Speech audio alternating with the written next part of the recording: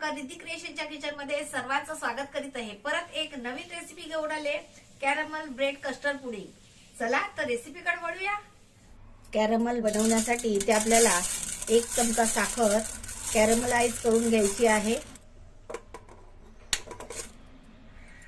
गॅसची फ्लेम मीडियमच ठेवायची आहे। साखर कॅरमलाइज व्हायला लागली आहे, याच्यापेक्षा डार्क करायची नाही। गॅस बंद करूया। लगेचच सगळीकडे जिकडे आपल्याला पाहिजे तिथे स्प्रेड करायचं, नाहीतर ते घट्ट होतं। इथे आपल्याला ब्रेडच्या कडा काढून घ्यायच्या आहेत।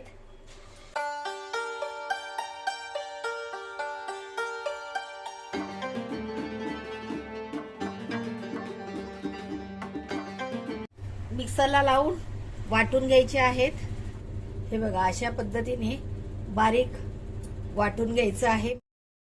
दूध गरम करायला ठेवायच्या आधी त्याच्यातून थोडं दूध काढून घेऊया। इथे अर्धा लिटर दूध घेतलेलं आहे, त्यातून 3 पळ्या दूध काढून घेतलेलं आहे। मंद गॅसवर दूध तापवून घ्यायचं आहे। दूध तापतंय तोपर्यंत आपण इथे कस्टर्ड बनवून घेऊया। घरच्या घरी कस्टर्ड पावडर कशी बनवायची ते बघूया। आता हे सर्व साहित्य आपल्याला मिक्सरच्या छोट्या भांड्यात टाकून घ्यायचं आहे।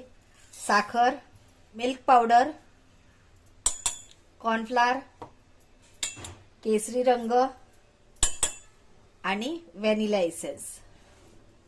आता हे मिक्सरला लावून एकदा फिरवून घेऊया। मिक्सर मध्ये बारीक करून झालेलं आहे। कस्टर्ड पावडर तयार आहे, एकदम सॉफ्ट झालेली आहे। आता आपण कस्टर्ड पावडरचं मिश्रण तयार करून घेऊया। त्यासाठी इथे कस्टर्ड पावडर घ्यायची आहे। पूर्ण 3 टेबलस्पून कस्टर्ड पावडर घेतलेलं आहे आणि यामध्ये आता हे बादलीभर दूध ओतायचं आहे। बादलीभर म्हणजे 3 टेबलस्पून दूध आहे।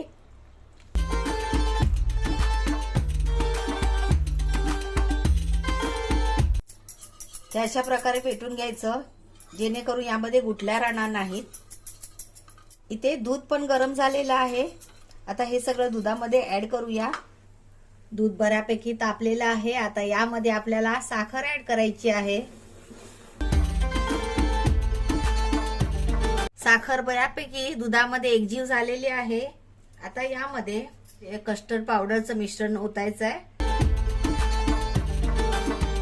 तेही चांगलं एकजीव करून घ्यायचं आहे। कस्टर्ड पावडरचं मिश्रण दुधामध्ये टाकल्यावर एकदम दाटपणा येतो दुधाला, कारण त्यामध्ये आपण कॉर्नफ्लोअर वापरलेला आहे। दुधाला दाटपणा येण्यासाठीच कस्टर्ड पावडरचा वापर करायचा आहे। आता यामध्ये ब्रेड क्रम्स ऍड करायचा आहे।